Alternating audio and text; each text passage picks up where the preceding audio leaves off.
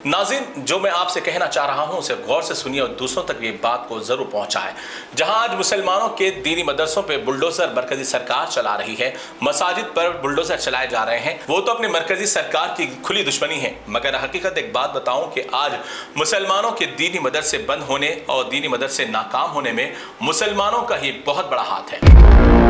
जी हाँ, मैं बात बड़े ही बेबाकी से कह रहा हूं और हकीकत में कह रहा हूं कि आज मुसलमानों के अगर मदरसे बंद हो रहे हैं, अगर मुसलमानों के मदरसों से बच्चों को निकाला जा रहा है और मदरसों के दरवाजों पर ताले लगाए जा रहे हैं, तो इसका सबसे बड़ा जिम्मेदार मुसलमान ही है।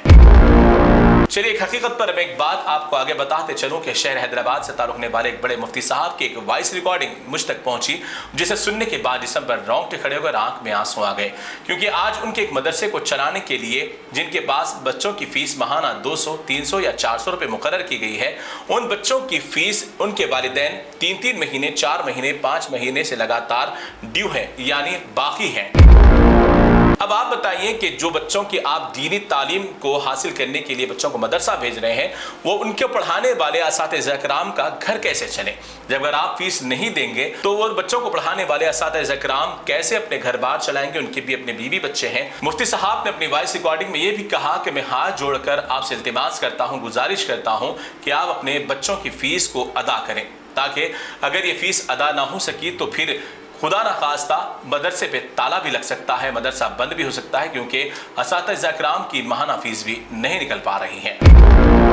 बड़े अफसोस और ताज्जुब की बात है, जहां पर आज हम अपने इंग्लिश मीडियम में बच्चों की तालीम के लिए माहाना हजारों रुपए खर्च कर रहे हैं, सालाना लाखों रुपए हम डाल रहे हैं और अच्छी तालीम के लिए, बच्चों की आमदरफ्त के लिए बसों के किराए हजारों रुपए अदा कर रहे हैं, घर के वाईफाई के लिए, फोन के रिचार्ज के लिए, टीवी के केबल के नेटवर्क के लिए हम हजारों रुपये सालाना खर्च कर रहे हैं, सिर्फ आज अपने बच्चों को दीन की तालीम, अल्लाह उसके रसूल का रास्ता बताने, दीन और नमाज सुन्नतों से वाबस्ता कराने के लिए। जहां पर असातिज़ा किराम, उलमाए किराम अपना दिन रात कर रहे हैं, उन्हें आज अपनी तनख्वाहें अदा करने के लिए आपसे भीख मांगना पड़ रहा है। बड़े शर्म और अफसोस की बात है, जहां आज मुसलमान अपनी शादी ब्याह की तकरीबात में सिर्फ 4 या 5 घंटे के लिए 6-6 लाख, 7 लाख, 8 लाख रुपए के शादी खाने के किराए अदा कर रहे हैं, 3-3 लाख रुपए के स्टेजेस डाल रहे हैं और छोटे मोटे फंक्शनों के अंदर, बारात के अंदर हजारों रुपए की रकम हरामी तौर पर उड़ाई जा रही है। तो आज मुसलमान अपने बच्चों को दीन की तालीम से जोड़ने के लिए 200-300 रुपये माहाना उस मदरसों को अदा नहीं कर पा रहे हैं।